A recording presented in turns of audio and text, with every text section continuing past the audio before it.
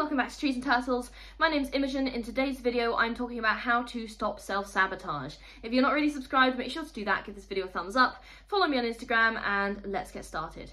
So self-sabotage is one of the most insidious barriers to our progress. You can have absolutely everything going your way, but if you decide to self-sabotage, you can mess it all up. And this is something that I do a lot, or I used to do it a lot. I'm trying to grow out of it.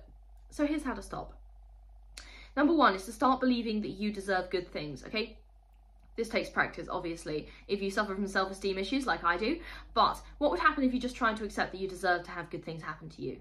Seriously, next time something good happens to you in your life, try not to push it away. Like, it could be as simple as a friend gives you a compliment. They'd be like, oh, I really love your shirt today. And instead of being like, oh no, it's really old, it's just trash, I found it in the wash, don't say that, just say thank you, okay? So start believing that good things are something that you deserve to have in your life.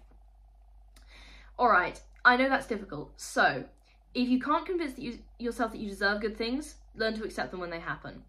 You don't have to greet them with positivity, but don't greet them with negativity. Greet them with neutrality, okay? When you have something positive happen to you in your life, that, for example, maybe you planned a picnic, and you were really hoping that the weather would be good, and the weather is sunny, okay? You can't control the weather, that was just chance. And that was just a piece of good luck on the day. So that was a good thing that happened to you in your life. Don't feel guilty about that. I mean, I don't know why you'd feel guilty for having sunny weather for a picnic, but you know, anyway, I'm just using this as an example, bear with me. Just accept it, okay? Be like, you know what, this is a good thing in my life. I notice it, I allow it to happen, okay? That's all. Don't be negative about it, don't be positive about it. If you can't be positive about it, be neutral about it. Right, number three, make it a habit to accept opportunities. So if something interesting or good is presented to you, give it a chance. Like, sometimes we self-reject, and I've talked about self-rejection in other videos as well. Sometimes we self-reject because we think we're not good enough. Like, maybe someone offers you an internship and you think, oh, I don't have the skills for that. Yeah, that's the point of an internship. Go and get the skills. So make it a habit to accept opportunities.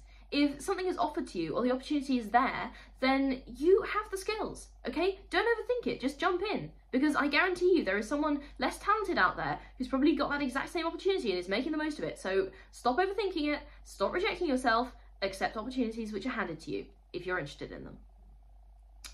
And that brings me nicely onto my next point, which is to try for things you're not necessarily qualified for. Even if you don't meet all the requirements for a job, apply anyway. Even if you're not sure whether someone wants to be friends with you, talk to them anyway. Even if you're rejected, accept this gracefully, but sometimes you'd be surprised what you can achieve if you stop self-rejecting. Okay, develop routines which are designed to support you in achieving your goals, okay? Often we sabotage ourselves through unhealthy habits or routines, so getting rid of all of these and making your schedule and environment as supportive of you as possible is super important. So for example, when I hadn't quite graduated. When I finished my degree and I was waiting to graduate, I started on a journey to eat healthier, and I'm going to be talking about that in other videos.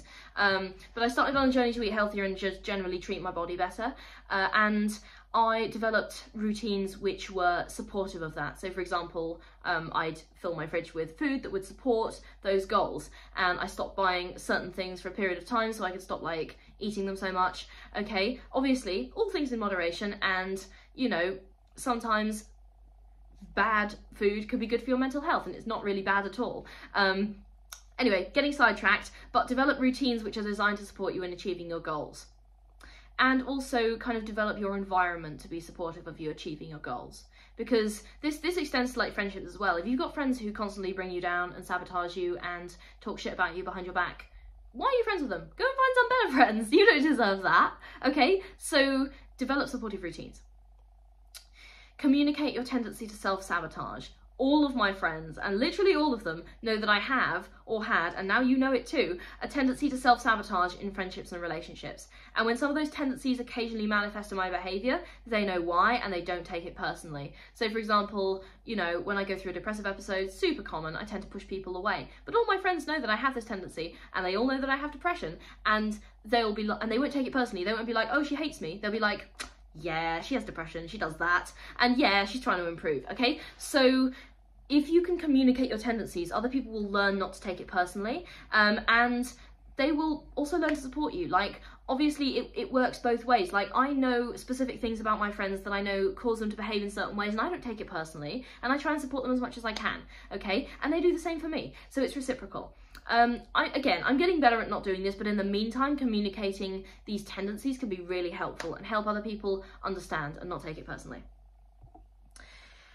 The final tip, just stop being an asshole to yourself, okay? Seriously, stop self-sabotaging. Would you treat a friend this way?